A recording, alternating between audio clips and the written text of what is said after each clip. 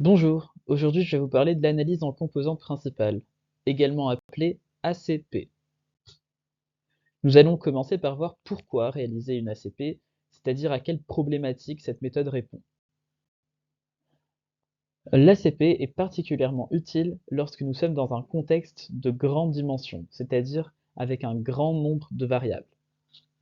En effet, si nous avons n individus décrits par deux ou trois variables, nous pouvons directement visualiser et interpréter les données. Mais que se passe-t-il lorsque nous avons un grand nombre de variables? Dans ce cas, l'ACP peut nous aider en réduisant le nombre de dimensions. Cela peut être utile pour réaliser des analyses exploratoires, c'est-à-dire visualiser et explorer la structure des données. Ceci peut également être utile pour sélectionner des variables.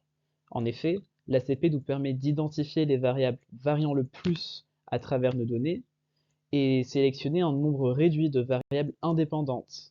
Cela est notamment utile lorsque nous devons par la suite réaliser d'autres techniques qui ont besoin d'un nombre réduit de variables indépendantes. Nous allons ensuite voir le principe de l'ACP, c'est-à-dire comment cette méthode parvient à réduire les dimensions.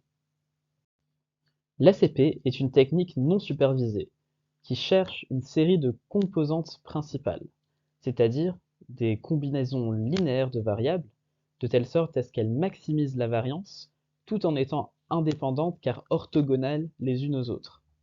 Nous allons, pour mieux comprendre, voir un exemple d'ACP en deux dimensions.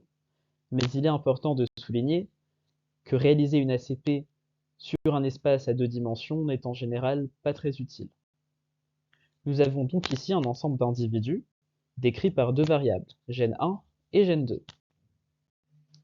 Nous cherchons alors la composante principale qui maximise la variance de ce nuage de points, et nous obtenons ainsi la composante principale numéro 1, c'est-à-dire PC1 après la nomenclature anglaise. Cette composante principale peut bien être écrite comme une combinaison linéaire des variables Gen1 et Gen2. Ensuite, nous allons répéter le même processus pour la composante principale 2, mais en sachant cette fois-ci que celle-ci doit être orthogonale à la composante principale 1. Nous obtenons alors le résultat suivant.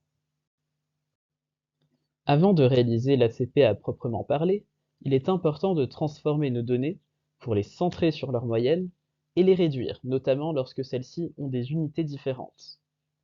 Ensuite, nous allons calculer une matrice de corrélation à partir de ces données et réaliser des opérations d'algèbre sur cette matrice, notamment une diagonalisation, ce qui nous permet d'obtenir à la fin une liste de combinaisons linéaires de variables, donc nos composantes principales, ainsi que des pourcentages de variance expliqués pour chaque composante principale. Il est important de souligner que les composantes principales sont classées. La composante principale numéro 1, la première, est celle ayant le plus grand pourcentage de variance expliquée, et ainsi de suite.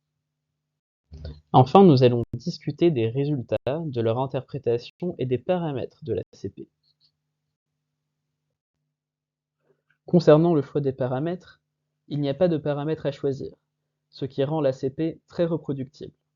Cependant, il y a toujours quelques décisions à prendre, et l'une d'entre elles est combien de composantes principales souhaitons-nous garder. Il n'y a pas de réponse unique ou juste à cette question, mais voici quelques pistes de réflexion et quelques questions à se poser pour y répondre. De combien de composantes principales avons-nous besoin? Ou bien, combien de variances voulons-nous garder? Et enfin, combien de composantes principales expliquent-elles un grand pourcentage de variance? Nous pouvons voir en effet, dans l'exemple sur la droite, pour chaque composante principale, son pourcentage de variance expliqué. Nous voyons clairement que les trois premières composantes principales ont un grand pourcentage de variance expliqué comparé aux autres. Un autre aspect de l'ACP, c'est qu'elle permet d'évaluer la corrélation entre les variables et les composantes principales. Nous pouvons ainsi estimer à quel point une variable est bien représentée dans l'espace de dimension réduite des composantes principales, mais également quelles informations sont représentées par une composante principale.